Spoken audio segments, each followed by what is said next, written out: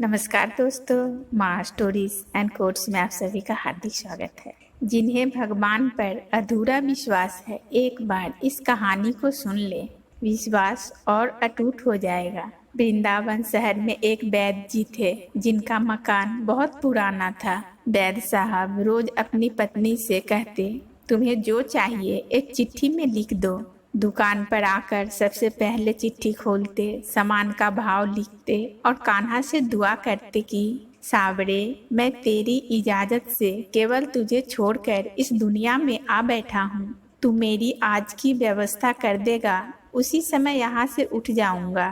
और फिर कभी सुबह 9 बजे, कभी 10 बजे वैद्य जी रोगियों को दवा देकर वापस अपने गांव चले जाते। एक दिन वैद्य जी ने दुकान खोली, फिर चिट्ठी खोली तो देखते ही रह गए। आटे, दाल, चावल इत्यादि के साथ पत्नी ने लिखा था, बेटी के दहेज का सामान लाना है जी। कुछ देर सोचते रहे, फिर बाकी चीजों की कीमत लिखने के बाद दहेज के सामने लिखा, यह काम मेरे कान्हा का है, कान्हा ही जाने। एक दो मरीज आए थे, उन्हें वैद्य जी दवा दे रहे थे। इसी दौरान एक बड़ी सी कार उनकी दुकान के सामने आकर रुकी। कार में से एक साहब बाहर निकले और राधे राधे करके बेंच पर बैठ गए। वैद्य जी ने कहा, अगर आपको अपने लिए दवा लेनी है तो मैं आपकी नाड़ी देख लूं? साहब ने कहा, जी मुझे लगता है आपने मुझे पहचाना नहीं। मैं 20-21 साल बाद आपकी दुकान पे आया हूँ। आपको पिछली मुलाकात की बात सुनाता हूँ, शायद आपको सारी बात याद आ जाए। वैद्य जी, मैं पिछले 5-6 साल से इंग्लैंड में रह रहा हूँ। इंग्लैंड जाने से पहले मेरी शादी हो गई थी, लेकिन अब तक बच्चा नहीं हुआ। यहाँ भी इलाज किया और इंग्लैंड में भी करवाया, लेकिन हमारी किस्मत में शायद बच्चा ही नहीं था। आपने कहा था, मेरे भाई, आप अपने भगवान से निराश न हो।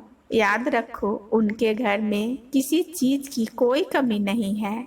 औलाद, धन, दौलत, खुशी, गम, जीवन, मृत्यु सब कुछ उसी के हाथ में है। किसी वैद्य के हाथ में कुछ भी नहीं है। अगर औलाद होनी है तो मेरे सावरे के आशीर्वाद से ही होनी है। औलाद देनी है तो उसी ने देनी है। मुझे याद है आप बातें करते जा रहे थे और साथ साथ पुड़िया भी बना रहे थे। फिर आपने मुझसे पूछा, तुम्हारा नाम क्या है? मैंने बताया, मेरा नाम अतीश है। आपने एक लिफाफे पे कान्हा और दूसरे पे राधे लिखा। फिर दवा लेने का तरीका बताया, लेकिन जब मैंने पूछा कि कितने पैसे हुए, आपने कहा सब ठीक है। मैंने जोड़ डाला तो आपने कहा कि आज का खाता बंद हो गया है। मैंने कहा, मुझे आपकी बात समझ नहीं आई। भाई, आज के घर खर्चा के लिए जितनी रकम वैद्य जी ने कान्हा जी से मांगी थी, वह सावड़े ने इनको दे दी है। अधिक पैसे वे नहीं ले सकते। मैं बहुत हैरान हुआ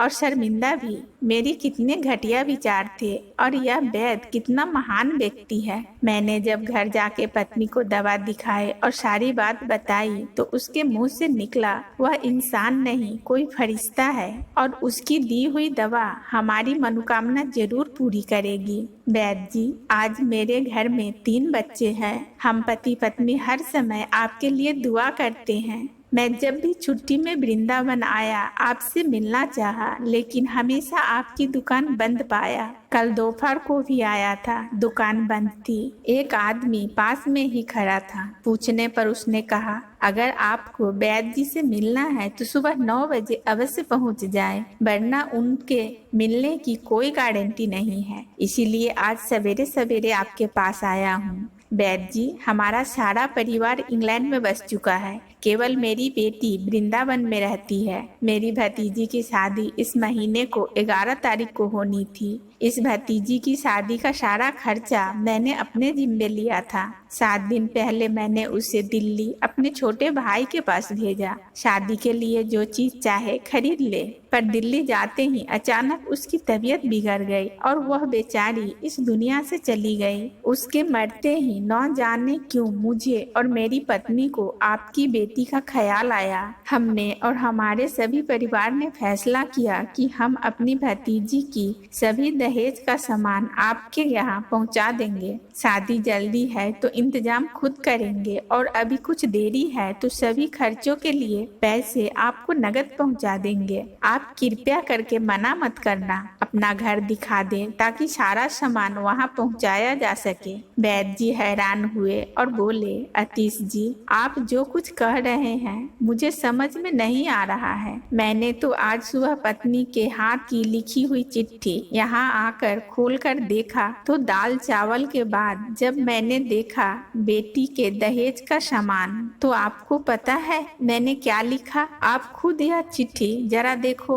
अतीश जी यह देखकर हैरान रह गए कि बेटी के दहेज के सामने लिखा हुआ था, यह काम कान्हा का है, कान्हा ही जाने। अतीश जी यकीन करो आज तक कभी ऐसा नहीं हुआ कि मेरी पत्नी ने चिट्ठी पे बात लिखी हो और मेरे सावरे ने उस दिन उसका व्यवस्था न कर दी हो। आपकी भतीजी की मौत का बहुत दुख है, लेकिन मैं सावरे की कुदरत से हैरान हूँ, वह कैसे अपने काम दिखाता है। तो प्रेम से बोलिए राधे राधे, जय श्री कृष्णा। कहानी अच्छी लगी हो तो कमेंट्स बॉक्स में कमेंट करके जरूर बताइएगा। वीडियो को लाइक कर दीजिएगा। इसी तरह की कहानी सुनने के लिए मेरे चैनल को सब्सक्राइब कर लीजिएगा और इसे ज़्यादा से ज़्यादा लोगों में शेयर कर दीजिएगा। बहुत बहुत धन्यवाद।